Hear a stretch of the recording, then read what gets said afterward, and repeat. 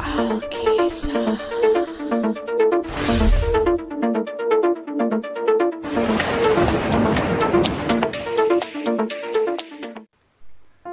Siapa yang tidak mengenal Britney Spears? Britney Jean Spears adalah ratu pop paling populer sejagat raya pada era awal tahun 2000-an. Saking populernya pada masa itu nyaris tidak ada yang tidak tahu lagu-lagunya atau bahkan teknik menarinya yang dianggap hebat dan populer. Ia tidak terkalahkan sampai mendadak namanya mulai meredup setelah menggemparkan dunia sebagai ratu pop terpopuler. Banyak berita buruk menimpanya dan seakan-akan ia mengalami mental breakdown.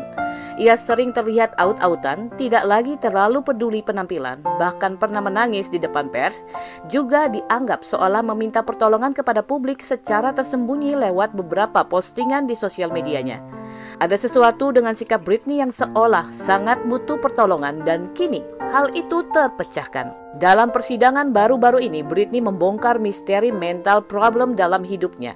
Ternyata selama ini Britney dieksploitasi oleh ayahnya sendiri, Jamie Spears.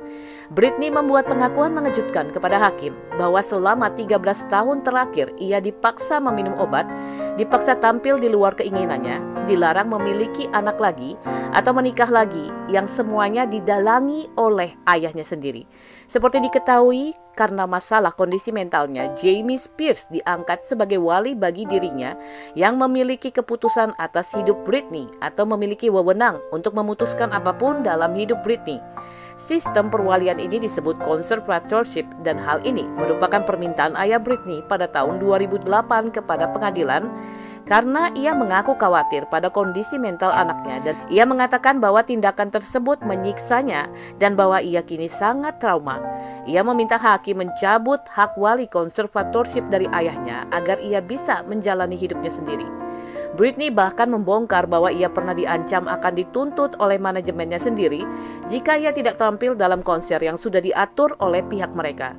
Ia tidak bisa menghadapi manajemennya secara hukum karena sistem conservatorship tidak memperkenankan Britney memilih pengacaranya sendiri. Karena takut, Britney pun terpaksa menjalani konser.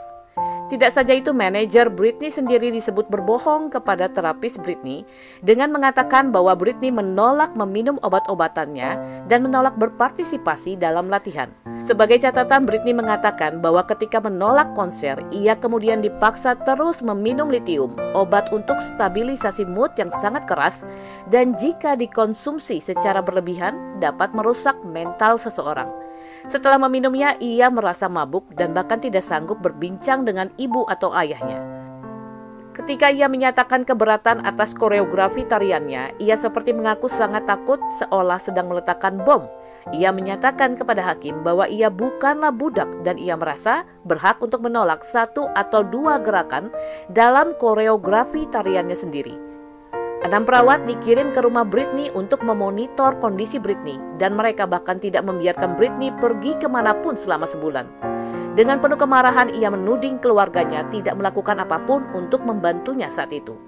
Dia merasa dieksploitasi untuk uang dan bahwa ia dipaksa bekerja keras untuk mendulang uang bagi keluarganya atau orang-orang lainnya.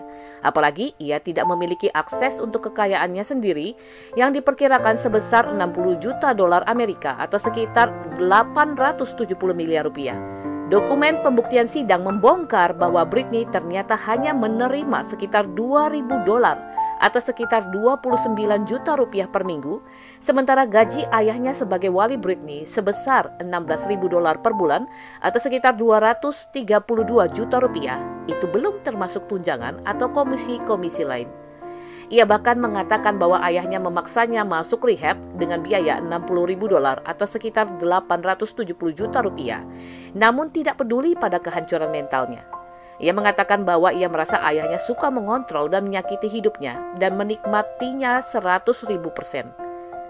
Ia mengisahkan pernah menangis selama sejam di telepon dengan ayahnya dan ayahnya justru seolah menikmati penderitaannya. Ia mengklaim bahwa ayahnya mengancam akan menghukumnya jika Britney tidak menurut. Bahkan yang kini adalah conservatorship-nya menyuruh Britney untuk menjalani terapi selama 2 kali dalam seminggu di lokasi yang bisa diekspos oleh paparazzi.